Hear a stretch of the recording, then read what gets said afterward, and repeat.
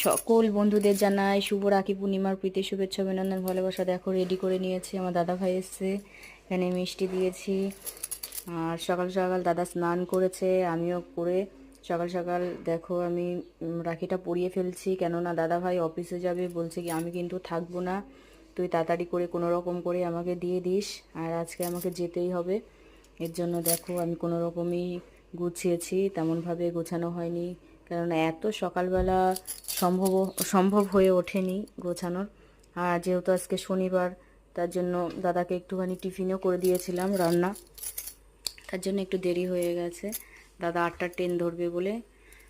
আর দেখো আমি তখন বাজে ঠিক 7:30 বাজে, তখন আমি দাদাকে রাখি পরাচ্ছি। কে কে আমার মতন এত সকালে রাখি পরাচ্ছ কমেন্ট করে জানিও। আর এই রাখিটা আমি প্রত্যেক বছরই এইভাবেই দাদাভাইকে পরাই। আর হচ্ছে যেহেতু আমাদের ভাইফোঁটার নিয়ম নেই, তো তাই আমি দাদাভাইকে খুব ভালোবেসে আমি রাখিটা পরাই, ভাইফোঁটার মতন নিয়ম করেই পরাই। আর তোমার পাশে কিন্তু আমার ছেলে ক্যামেরাম্যান ছিল, তাই আমার ছেলেকে দেখানো গেল না, আমার ছেলে ক্যামেরাটা ধরেছিল। আর যদি কোনো ভুল ত্রুটি হয়ে থাকে তাহলে তোমরা ক্ষমা করে দিও।